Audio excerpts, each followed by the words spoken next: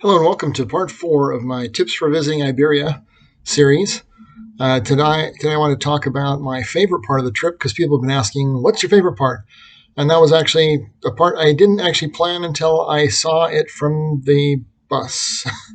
So driving along on the road on the way to Madrid, I saw the sign for Toledo, and I thought, I need to go there. And I did, and I'm glad. Okay? If you're in Madrid, totally worth the trip to go down to Toledo. I rode the train. The train goes from the train station, stops in Toledo, comes back. It's perfect, easy. Toledo had the most friendly Spaniards in it. That were actually Spaniards. Even though it's not a very big town or a super important town, lots of really nice cafes, nice ambiance. Now, I was there on a super foggy day. It had been raining everywhere else. But in Toledo, it was foggy. Toledo is a significant city to visit because it's really tiny. But in that tiny space of the old Toledo city, you can see the following options. Right outside the main city gate, the medieval city gate, there's a park. And in the park, you can see remnants of the old Roman circus. There are not a lot of Roman circuses to see. And to be able to see one that close to a train station is really nice. Don't have to go very far out of your way to see it. It's very dilapidated because it's been abandoned, but this site was important. I'm sort of unclear why, because like most of the other places in Spain, a lot of the things in Toledo were closed, but they chose this location for the city because the river protects it on three sides. So really they only had to defend the one side where the big gate is. Toledo has everything about Spanish history in it that you can still see inside of a very small footprint.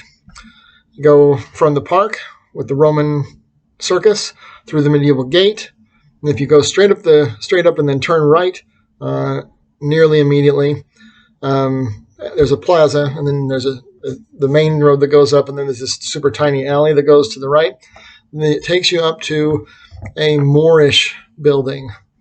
Now, the Moors were heavily influential on this part of Spain, and to have a Moorish buildings replete with the architecture intact, although it was also only €3 to see.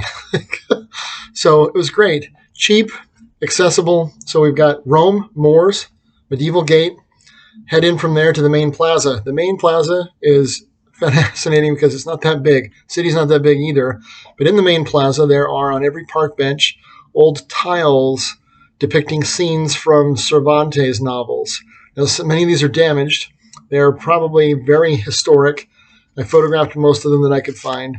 And Toledo had the most interesting Christmas market in that they had unique decor. There's a standard Spanish Christmas tree and the standard Spanish lighting, but Toledo had its own thing.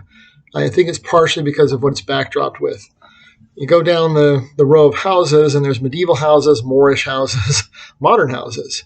And so you can see all of Toledo's history by standing on the east side of the plaza and looking to the west. And the east side is where the fortress is. So I was there to see the fortress. The cathedral there was the most expensive cathedral on my trip. I think it was like €10. So it's super not expensive. Gigantic gift shop outside the cathedral, much to their credit. And then there's the fortress. Now, the fortress is built on top of other fortresses. And the one on top that you can see from the train or from outside the city is the modern fortress, which is still plays some sort of a role in the Spanish army. There were parts of it you're not allowed into. They had some restrictions. They really weren't clear on what they were, but there were parts we're not allowed to see. And there's like a Panzer I sitting outside of it. So if you want to see some original undamaged German materials from World War II, it's a really cool place to go. So you go inside the museum, and the entrance is at the Roman level. There's a right as you go in, go through security, wrap back around. You go over the top of a cistern, and then they have some Roman armor displayed there of a soldier who fell in the cistern. His armor is almost entirely intact. That's spectacular. Go inside, you go through the medieval section, and then you can't go through the modern section, but you can go out and around and see the courtyard. So there was a lot of discussion there about Spanish military history, the role of Toledo's strategically significant location in Spain during the Civil War, and the development of the Spanish army.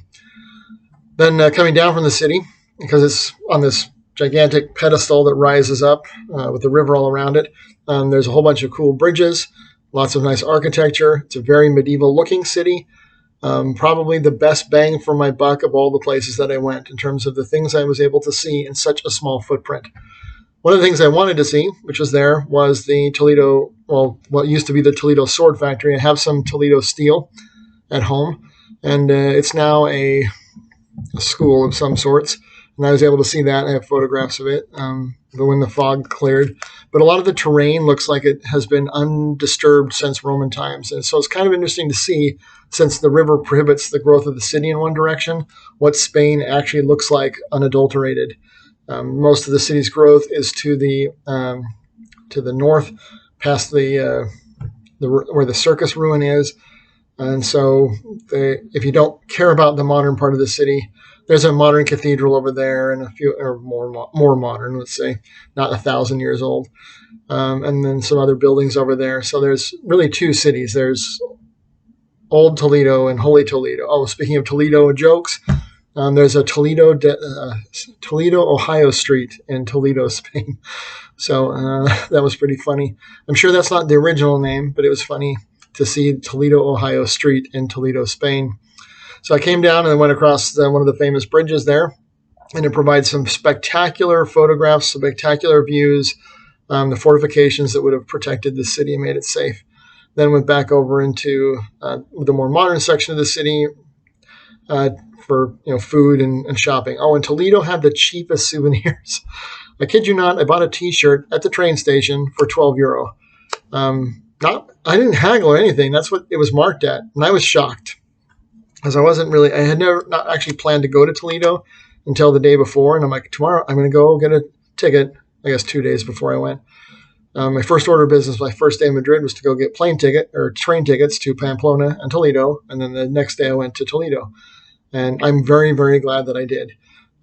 There's a lot of Cervantes things there. There's Don Quixote there. If those are things you're interested in any way, shape, or form, if you're interested in a lot of bang for your buck, or you're just going to go to Madrid, go to Toledo. It's totally worth the €20 for the train to go down there and see it. It makes a great day trip. Totally worth it, because Madrid's a capital. Madrid's a modern capital. It has some really cool things in it too, and I'll talk about that later. But in terms of what you can get for the time and the small space, for pictures, for a sense of what Spain has been like ever since anyone that we know of has lived in Spain, Toledo is the place to go. So I'm very, very glad I made the spur of the moment decision to go to Toledo, and I recommend that you do too. There's not a ton of buildings to see because the old city is very small, but you can do everything that I just said in a day and not rush. Not sure when the last train is out. I, of course, left before the last train because the sun goes down at 5 o'clock in December. So I had to get out of there. And that was the first day that it wasn't rainy all day. So it was also a very pleasant day. Anyway, just an added bonus on my Iberian trip. So if you're going to go to Madrid, definitely go to Toledo. If you don't see any other cities there, it doesn't have some of the other Roman stuff that's really cool, but it is the only Roman circus that I have ever seen. Happy travels.